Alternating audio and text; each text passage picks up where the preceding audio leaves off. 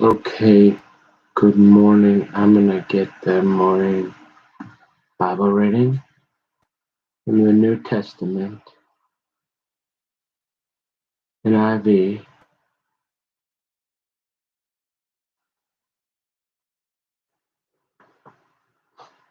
I'm gonna be reading from the Gospel of Mark, chapter 5, verses 21 through 43.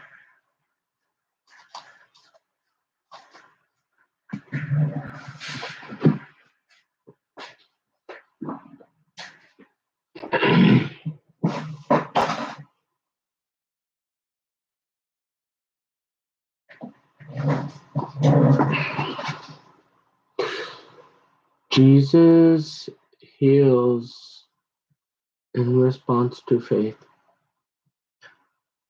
Jesus got into the boat again and went to the other side of the lake, where a large crowd gathered around him on the shore. And a leader of the local synagogue, whose name was Jairus, arrived. When he saw Jesus, he fell at his feet, pleading fervently with him. "My little daughter is dying," he said. "Please come and lay your hands on her. Heal her so she can live."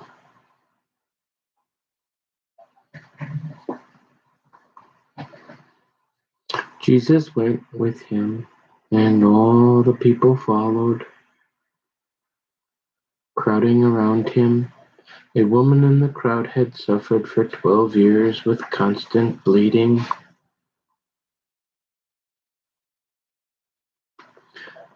She had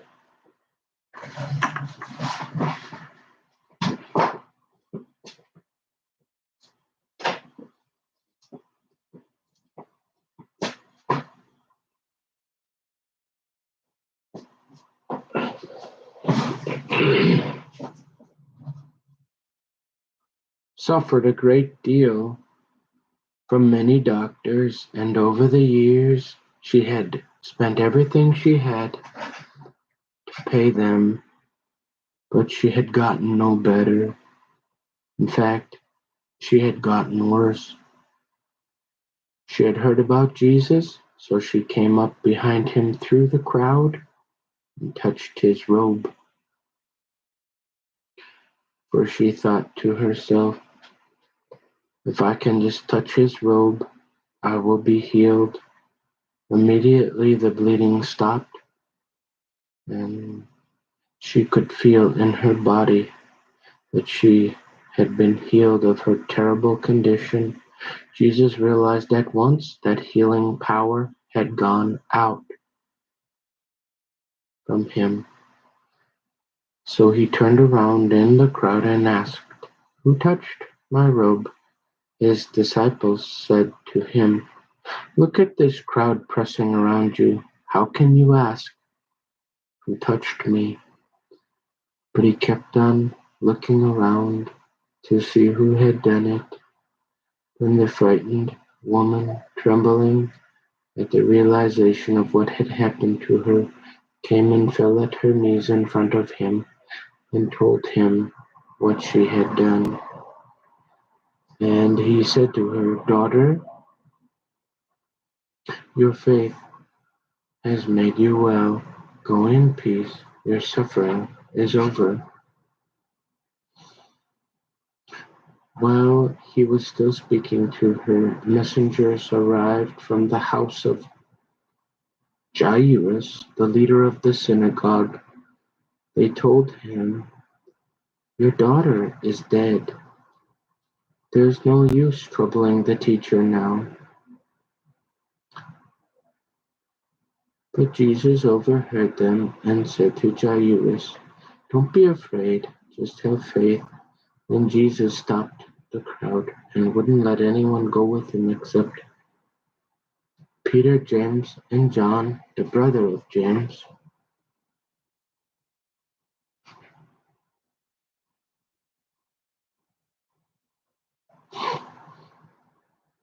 When they came to the home of the synagogue leader, Jesus saw much commotion and weeping and wailing. He went inside and asked, "Why all this commotion and weeping? The child isn't dead. She's only asleep."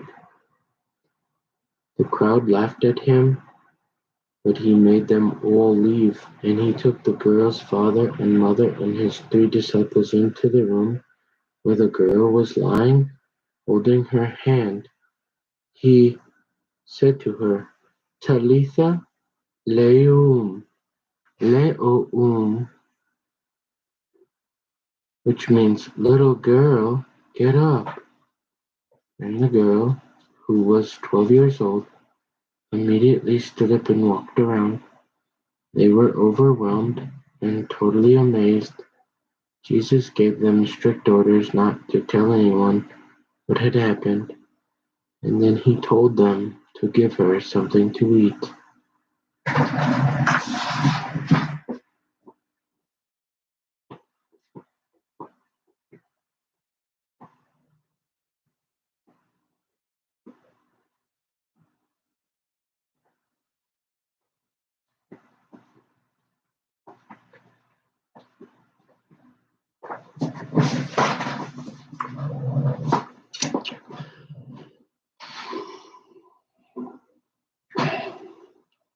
12 years!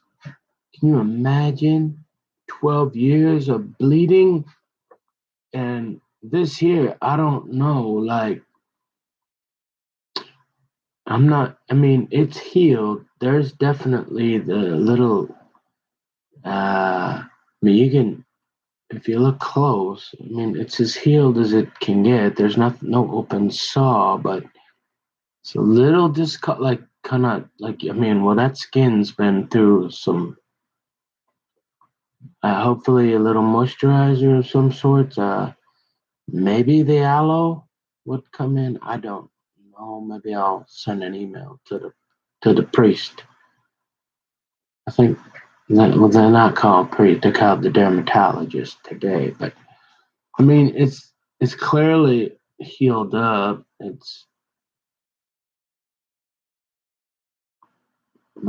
you. If you look, well, it's kind of like that. If you look real close, not there because I hit my head somewhere. I don't know how that happened. Did somebody come and I got in a fight with somebody in my sleep or something? Like, like the doorknob in the bathroom or something. It just like jumped out at me, and I don't know how that happened. Honestly, like I just probably went towards the bathroom. I mean, like the doorknob maybe jumped out at me or something. I don't know. How are we gonna explain that one to half the kingdom? You should have seen it earlier. That doorknob really.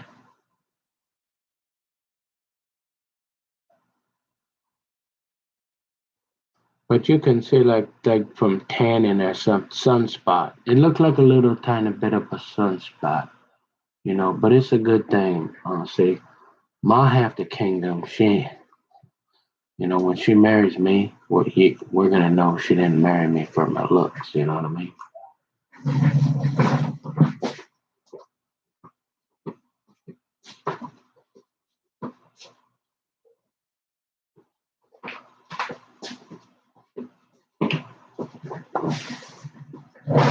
But yeah. So 12 years with bleeding. Well, you know what I always said on Power Talk. I'm gonna give you the G-rated version. You wonder why say these half the kingdoms are so they got like these superpowers, right? Well, look, hey, if you can bleed for 12 years from, well, there could be. We gotta look. Okay. we are completely G-rated from here on out, right? So, hey, if you can bleed for 12 years and not die, you can figure out where that bleeding was. You probably shouldn't mess with something like that. You know how they say hell hath no fury, like a scorned woman and a lawyer. Oh boy, and then you throw a polar bear in there. Hey, 12 years? Look here, that's serious. He said, okay, well, thanks, Nick. Just something I noticed in that little reading. I don't know about this Talitha Koum, but anyways. Yeah, so when you're complaining today about, I don't know, anything, at least you're not bleeding for 12 years. I'm not real happy. I don't, and it's healed. There's no open sore. But that skin's, I mean, it's been going on for 9 months, 9 months. So that skin's been pretty irritated. It's gonna take a while with some moisturizer to, maybe look completely normal, but at least it's not white and it's not red. It's kind of just a smidge, like it's been irritated. So I'm going to reinforce what I just read there. And it don't have to be a lot, right? Just a little bit. I'm about to have me just a little spoonful of rice and one egg. And this if you eat them. Sometimes they say what? You eat breakfast like a king, lunch like a pauper, and dinner like a homeless person or something. Oh. Sometimes I find, well, I eat so much at night though. I fill up. So I got stuff to do. Part of the reason I like to get some calories going, but I notice if I do that and I just have one egg and balance it out with some fruit and some milk, I feel good. I don't feel weighed down where I want to take a nap. So sometimes less is better. Like Daddy will tell you, little dabble do you, little dabble do you. Okay? So we'll reinforce with the NLT Study Bible. Remember how I told you half the kingdom's going, well, what do you, these are all blood-bought Christians, honey. This translation committee, and everybody understands it. And have you looked at the list of people? How many people contributed?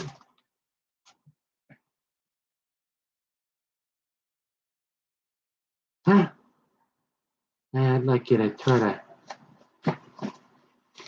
to follow up on some of these and check their credentials for me, would you? Get back to me next Christmas. No? This Christmas? I don't know.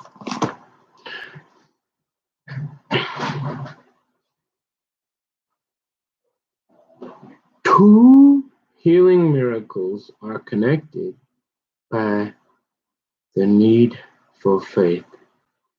Oh, and just so you know, I've changed the order of the cam these two here. That's cam one, and that's the Baywatch. And this here is cam two, because that one's the most important cam, I think. So we'll name that number one. Because that one we don't really even mess with. Just kind of stays on. And you say, well, what about them noises? I'm telling you, if you were here, I understand. I wonder if they created to make you look nuts. I've heard them all over. It doesn't. I mean, I'm 44. I know the sound of creaking wood when it starts to warm up from a frozen winter. This is different. Remember when I had that dream that all the walls were caving in from everywhere, both sides.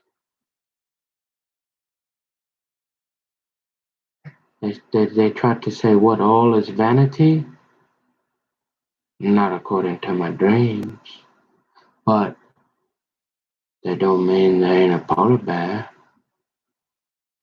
that could get real, real angry, huh? But but this sound, it do seem to be primarily back there behind me, kind of moves around the kitchen there, but I've heard it all over.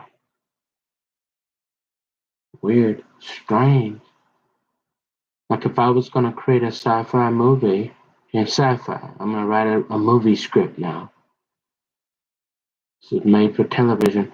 What I've got in my walls is a Secret Service nanobot that is going around eating, putting something in my joists or my wood. And with the dream, I'm gonna say has something to do with it disintegrating or crumbling. I don't know. Like it could or couldn't. Doesn't have to. Might. According to my dream, it didn't. It just started to. Because we do this, yeah. So, so we stick to that. In this here. Do a few check-ins. Keep everybody right there.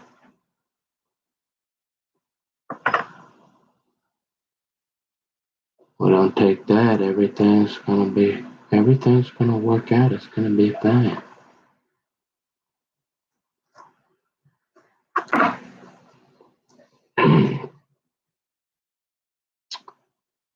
Two healing miracles are connected by the need for faith. The story of Jairus' daughter brackets the story of the healing of the woman who had constant bleeding, during which Jairus' sick daughter died. Now, if any of you ever seen me, which maybe, I mean, they were trying to dox me enough to those certain people, but now I have a not so G-rated version of that bleeding thing. Let's see, I don't. That's one of them things where you know that half the kingdom should give you that look like we don't talk like that. Like yes, dear, I know. As as Jesus arrived in Galilee on the other side, the west side of the lake, a leader of the local synagogue named Jairus approached him.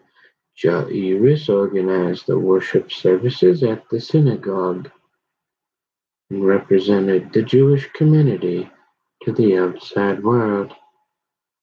You think I'm playing, don't you? I've done a little research. I'm guessing that's what that must be out there. As I said, locating wise, they wasn't lying.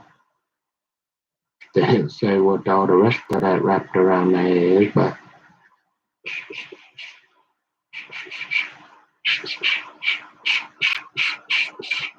see, being an Orthodox Jewish Christian,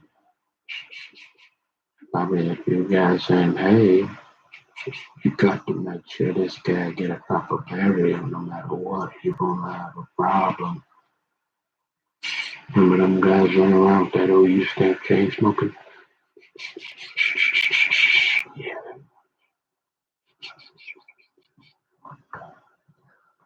But we ain't never gonna get to that. Because we're doing this here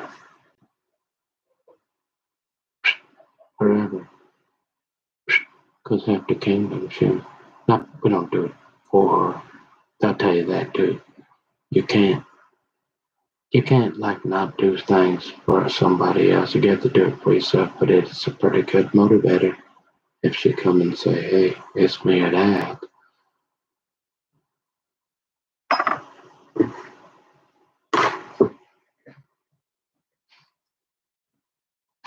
Or it's me, or you know.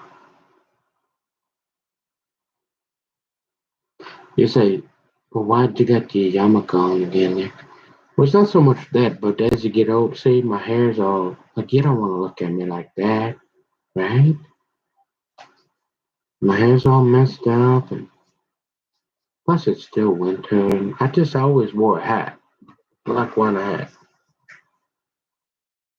I used to wear a hat as a kid. Everywhere Tom wears a hat, and it way before I ever knew what a yarmulke was. Okay.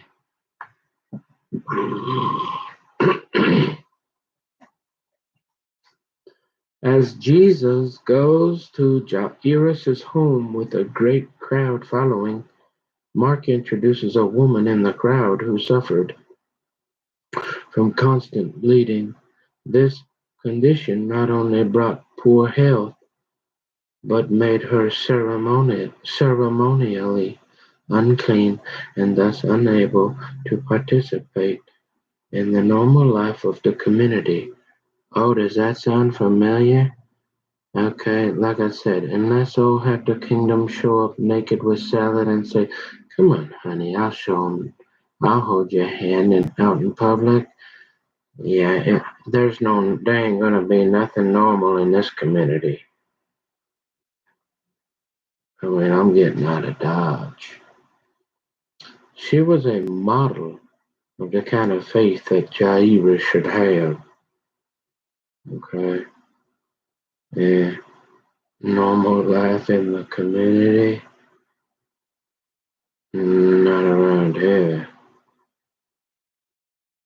The woman's faith convinced her that just touching, not without half a kingdom. I got to have somebody take care of guys like that. The woman's faith convinced her, not the polar bear, the crazy pothead, convinced her that just touching Jesus' clothing would bring healing. This took place immediately.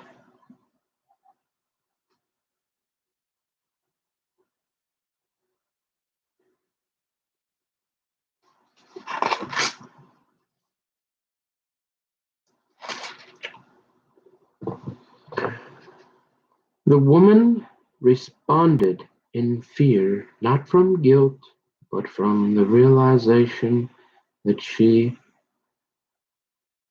had experienced a mighty miracle from God. He said, why are you using your inside voice again? You never know. There might be someone trying to, it's early yet. There's people at home from work. You never know. Somebody could be watching and they don't want to hear my outside voice. They're just trying to relax, maybe take a nap, to go to sleep or something, you know? And so we want to be calm and so they can still listen and not feel like, I'm at the end of my day and I need to get a little rest. And then they can listen without, you know what I mean? And you're like, okay. So the woman responded in fear, not from guilt, but from the realization that she had experienced a mighty miracle from God. Mighty. Hmm. Mighty what? The mighty Mississippi? Unlike the fear of the Gerasenes, her fear was positive and brought Jesus' blessing. Look at that. Fear can be positive? Oh, okay. You sure? The Bible tells us not to fear a gazillion times, but here it brought. She experienced God's grace and salvation. Since Jairus had left home, his daughter had died. Jesus reassured Jairus that, despite the death of his daughter and the seeming hopelessness of the situation, Jairus should not be afraid but have faith in Jesus. Just have faith as the woman had. Peter, James, and John became Jesus' inner circle. Yeah, we're gonna. Mhm.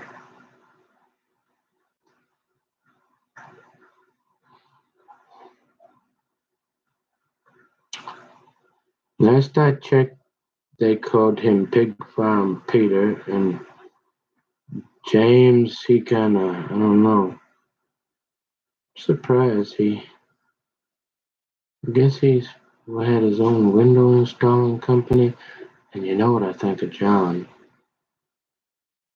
The commotion and weeping and wailing confirmed the report of the messengers and dramatized the hopelessness of the situation. Such outbursts of grief were typical of funerals in Jesus' day, where professional mourners. Well, why? Why would you? That's just strange, isn't it? You hire people to mourn. Why can't you just do it yourself? Oh, 'cause you know, the child, nobody's gonna come to your funeral unless there's a miracle and you get a life worth living, and you keep doing that and reading this and studying that. Maybe. Sleep is a metaphor for death. The child isn't dead because she will be resurrected. She's only asleep and will shortly wake up and resume her life. The same Greek word. Hey, look, if you got time to go looking up the Greek and the Hebrew,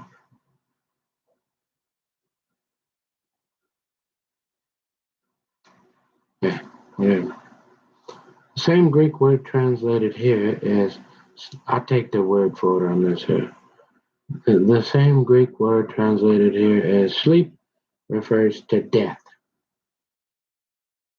Because the crowd did not understand Jesus' words, they laughed at him, knowing that the girl had died. He made them all leave, probably to keep them from discouraging the parents any further. We don't want any girls to die or jump out any windows or get hurt or commit suicide nowhere ever, do we? Not my daughter, nobody. We wouldn't want that. Mm-mm. That would probably make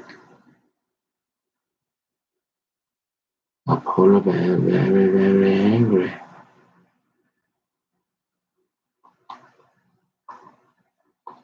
Because the crowd did not understand Jesus' words, they laughed at him, knowing that the girl had died.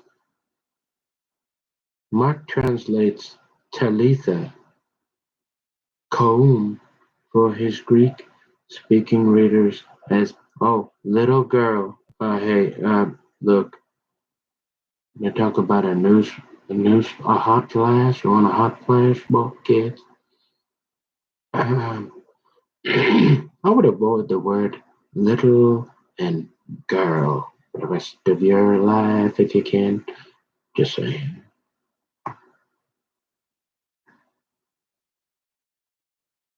Little girl, get up. The Aramaic terms are not magical, they are simply the actual words Jesus spoke when he raised the little girl. Oh gosh, I'm gonna have to start thinking this Mark guy's a kind of a half a weirdo too here or something. Since Aramaic was his native language, oh, now we got Greek, Aramaic, and Hebrew. hmm Since Aramaic was his native language, the Aramaic terms that Mark records probably come from learning the story in Aramaic in Jerusalem. Jesus' authority over death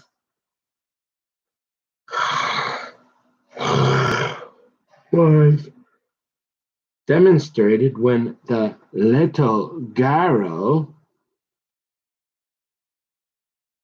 immediately stood up and walked around with no need for I don't even know what this word means.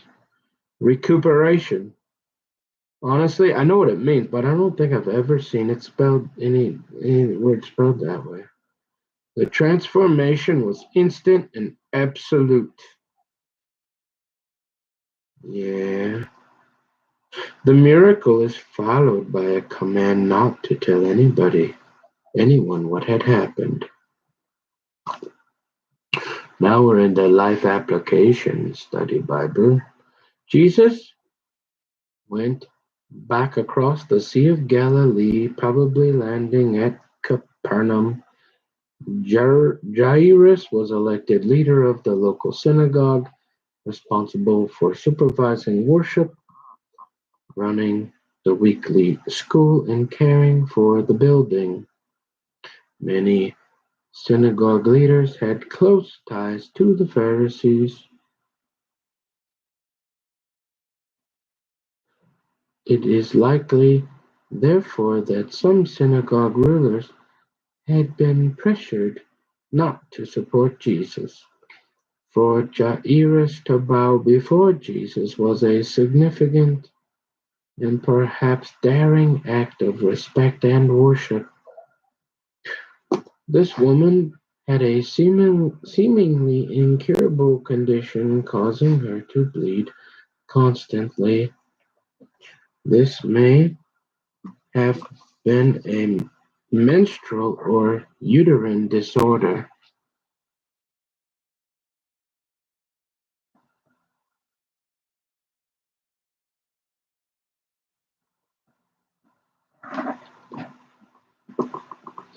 She desperately wanted Jesus to heal her, but she knew that her bleeding would cause Jesus to be unclean under Jewish law if she touched him. Sometimes we feel that our problems will keep us from God, but He is always ready to help, no matter how impossible the problem seems to us.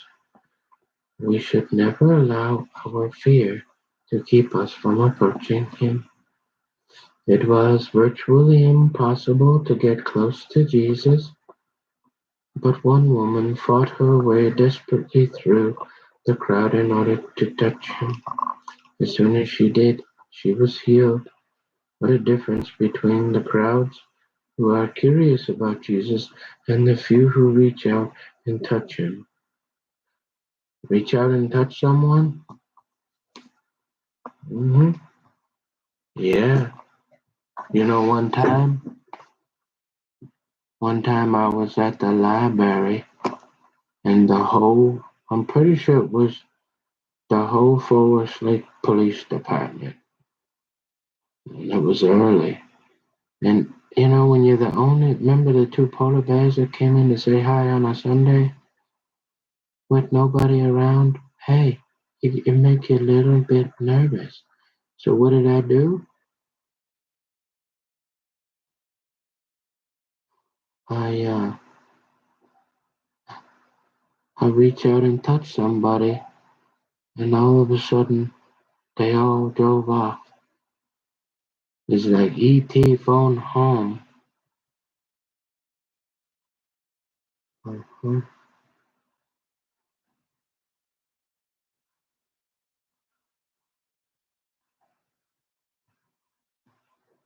You know why, right? Who was that?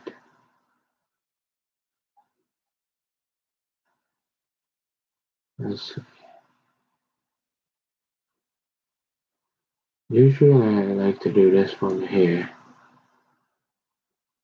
Where'd it go? Usually I like this one here. Who's this one?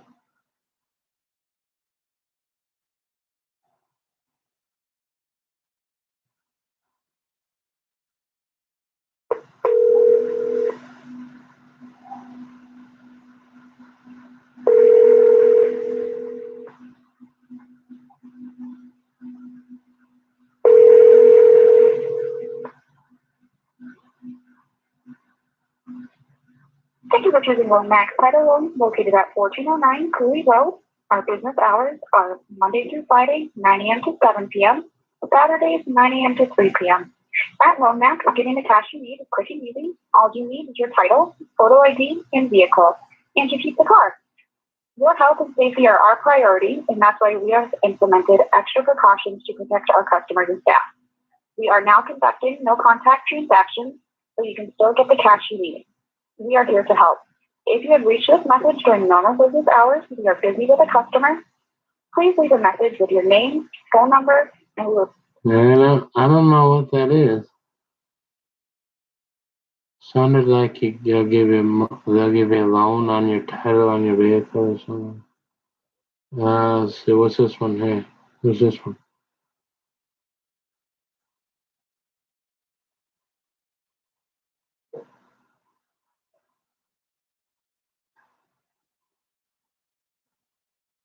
You've reached Sanford Medical Center. The number that was displayed on your caller ID is not an assigned number for a specific department or person at Sanford. It is a generic number to which the phone system defaults. The person from Sanford who called you will continue to try to get into contact with you. We apologize for the inconvenience. For information or numbers of a specific Sanford department, please consult your phone book or call 234-2000. Please keep in mind the operator will not know who initially tried to contact you. Thank you. Please call again. Thank you. Did you notice how he has that inside voice? That's what they're looking for from most. Like, in order to be a professional now, you got to try to talk like that. It had nothing to do. I don't know why. It hasn't. See, I can get away with this one. Half the kingdom. She's just gonna give me the look. Okay. But that guy there, probably not even gay. But that's how they want you to talk. Okay? But women, see, now this is part of the Bible. See, that's why I'm just getting a look now. She ain't gonna put me on the couch for this one. But if you get enough of them looks, yeah, you're heading that way over there, right? Okay? So the thing is it's got nothing to do with toxic masculinity. Like how did we get to a point where men can't even use their natural voice without it being offensive or uncomfortable for people? I don't know. And then honestly, like, when I grew up, I'm not saying anything, but girls did not play hockey. Okay? So you have to remember that. They played tennis, volleyball, and golf. They did like synchronized swimming. They played remember, they had the braces and they carried up that little flute thing around and they bought that walks and stuff. And those were girl things. Guys did not wear pink. So that's fine if you guys want to, but remember that I didn't grow up that way. That doesn't mean I'm not fit for society. And now women are encouraged to not get married, to be independent, to be bulldogs. Not Colorado bulldogs, but and we know, and that plays into the Bible saying that we'll get to a point where they won't marry anymore. We're seeing that in California. Did I mention that yet? Designer. The new thing isn't the African Botox, what looks like you got one of them big suckers in your mouth from the carnival or something. No. Now they go in and they do designer babies. They don't even we don't need men. We're not gonna have sex with men. We're gonna continue to torture men, and we're going to have in vitro and whatever it is fertilization. And not only that, we get to kind of pick and choose here what color hair we want. This is starting to play God. And this is the kind of thing where genetics and all this genome and this kind of thing here is really probably where's that red heifer at? Because I mean, that kind of thing can't be good. Like, I'm just saying. But you gotta talk kind of like nice and calm like that, or they're gonna get nervous. But if you're a female, it's encouraged to be more masculine. I'm just saying, it's true. It has nothing to do with being a good housewife.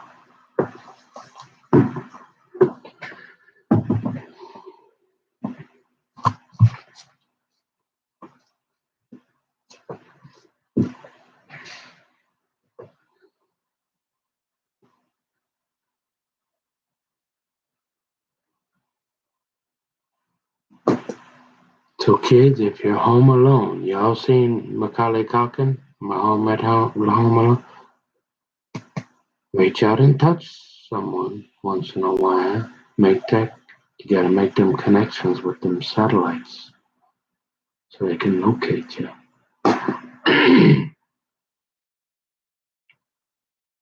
Today, many people are vaguely familiar with Jesus, but nothing in their lives is changed or bettered by this passing acquaintance.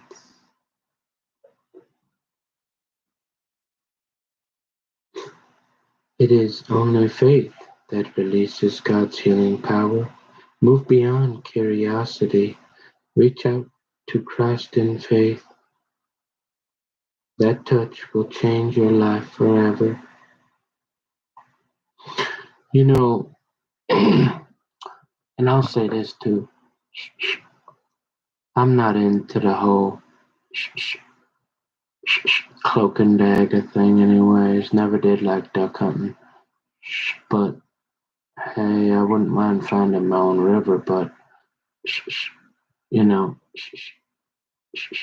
if my wife, I don't care what family, how deep involved, even if she was like Valerie Plame, I would be more important than her career or anybody. So if she loved me, she'd walk away from anything and become a waitress if she really, really loved me for me and she thought it was God. Because I'm not really into all that. I tried to be an international spy one time apparently, but it didn't work out so well because they didn't give me a hotel room with a door that locked. I kind of thought this probably ain't for me. I better get out of the espionage business. So, yeah, if anything I'm saying or doing, hey, I'm pleading the blood of Jesus over it. And if I end up saying something or compromising something, and then but if she ain't willing to walk away from anything, well then she probably don't love me enough anyways. And it probably wasn't meant to be, right? So, or it ain't gonna matter anyways, and she'll love me either way.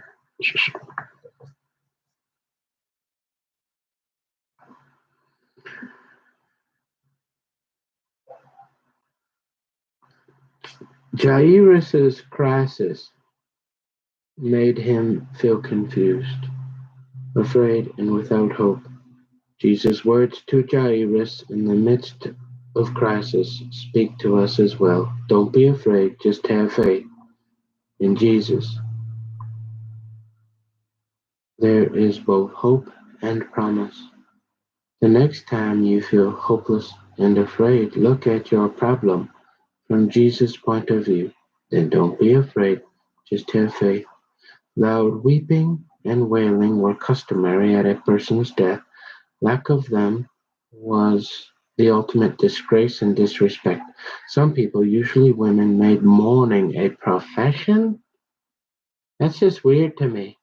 You're gonna go mourn somebody you don't know because somebody gave you some of this?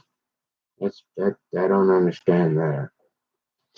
And were paid by the dead person's family to weep over the body. That's just I don't like that talk about being phony. On the day of death, the body was carried through the streets, followed by mourners, family members, and friends. The mourners laughed at Jesus when he said, "The child isn't dead, she's only asleep." Well, that's 'cause she's a Proverbs 31 woman. The girl was dead, but Jesus used the image to sleep to indicate that her condition was temporary and that she would be restored. For a clear statement about life after death, Jesus not only demonstrated great power, he also showed tremendous compassion. Jesus' power over nature. That nature is powerful. Evil spirits, powerful, but and death was motivated by compassion for a demon-possessed man who lived among tombs, a diseased woman, and the family of a dead girl. The rabbis of the day considered such people unclean. Polite society avoided them, but Jesus reached out. How are you polite? But Jesus reached out and helped. Jesus told the girl's parents not to spread the news of the miracle. That part I never understood either because you're like, girls, it's okay. Wouldn't you always want the good news to be going out? He wanted the facts. Then they said, well, they were after him. So he wanted the facts to speak for themselves, and the time was not right yet for a major confrontation with the religious leaders. Jesus still had much to accomplish, and he didn't want people following him just to see his miracles. Yeah.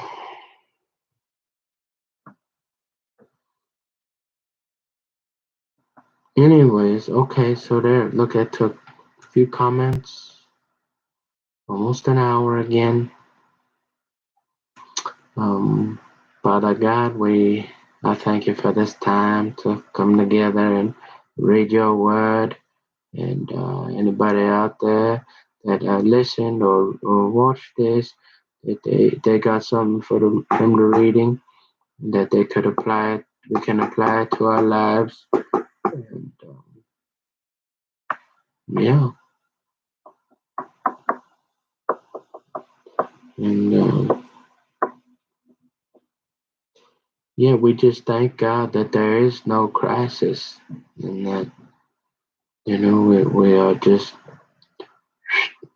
you know it's there's a lot of people and I understand that with all the stuff I've said, if you don't know, now you know.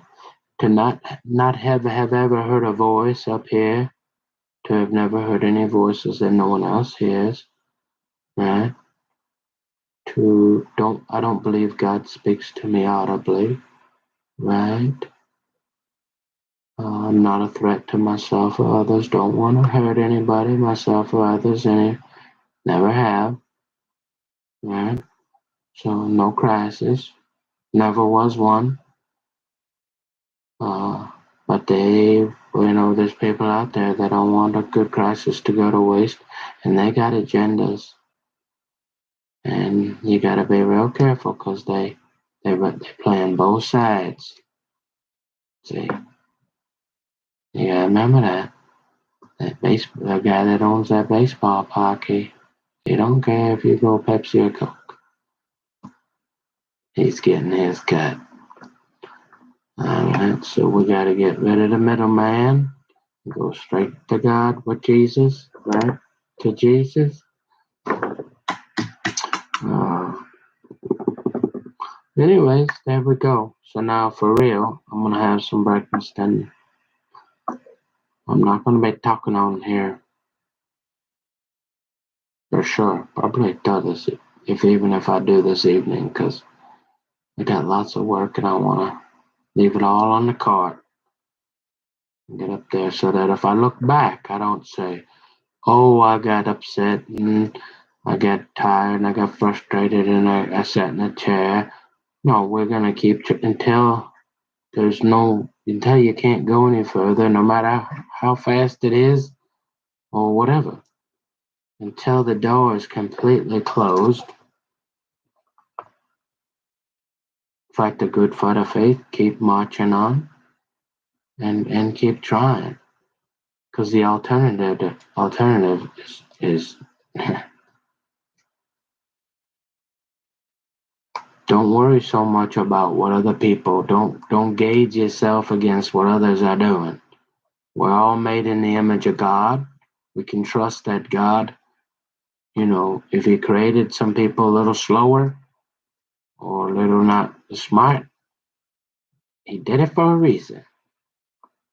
So we all can play a role in the body of Christ. Maybe not all of us are a hand or a foot or an eye, or we have different, but I truly believe even in the people like me where there's not a whole lot of, it's not obvious um, what I could bring to the table, bring to the marriage supper, eh? What do I bring to there's something I believe that God, if you're doing the right things, those things will come out, and we all have, even if it's just one quality or one thing we're good at, eventually. And it's like a doctor told me one time, he's like, you don't need to know what you're going to be doing for the next 50 years today. You just keep trying, and eventually it'll fall into it. And I'm like, yeah, easy for you to say. I've been waiting for a while, and he's like, well, just, and I believe that. Because when you see guys that, like, Eisenstein goes to school for chemical engineering and ends up putting flooring in with his dad, he's smart enough to be. Or that guy that was working at Honeywell, that J Dub, and gives all that up, and goes and puts microphones and stuff in goes into janitorial business. So we're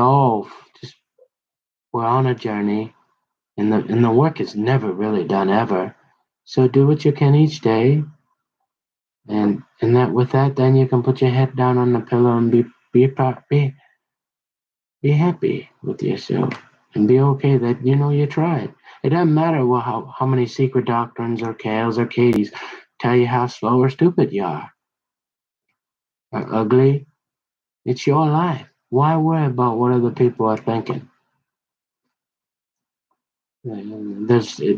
Today is sufficient for the worry, and then you end up just worrying your life away.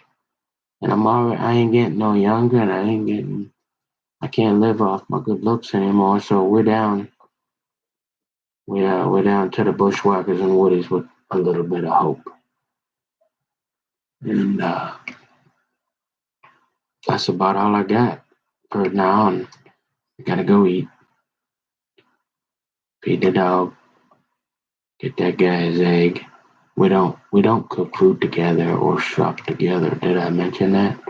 We don't make our food or prepare our food together. But he's getting real old, and so there must be some kind of exemption or clause where I'm allowed to, as long as I don't sit with him anymore. I can't leave his egg at the door and then run like hell. No, I don't. But I bring him an egg. That's okay, isn't it? I don't need to get a lawyer for that one, do I? Maybe a sidebar? No. Naked lady inside.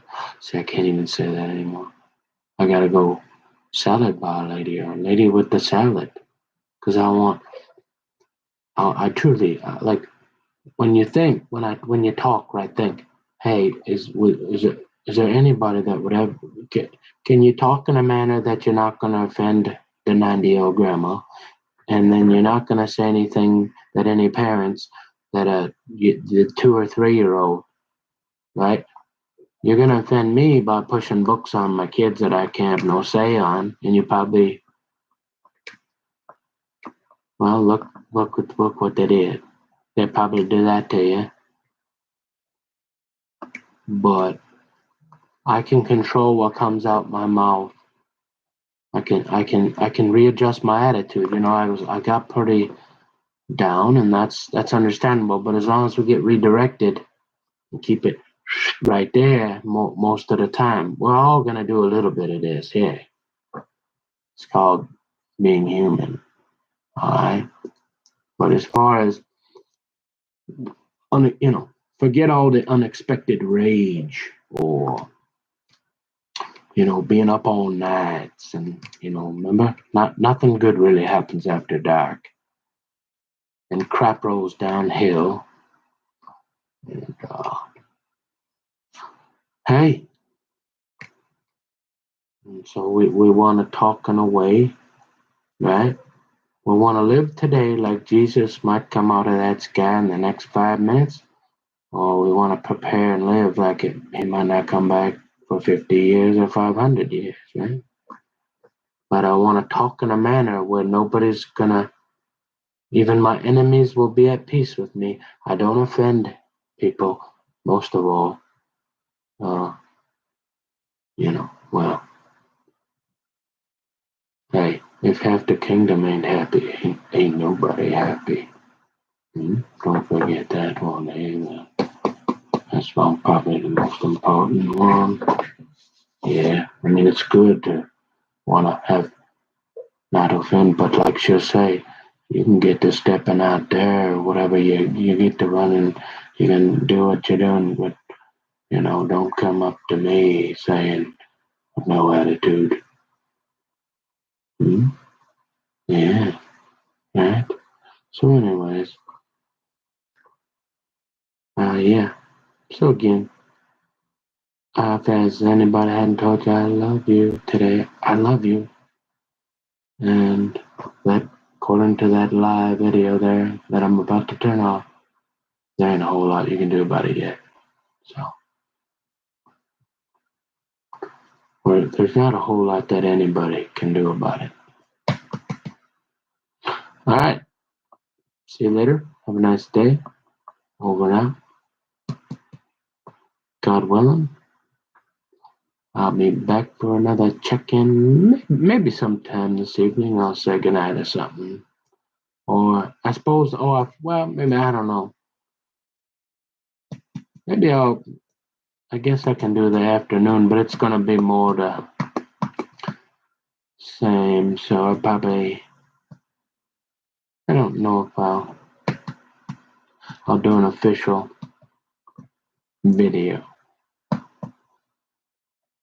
Okay.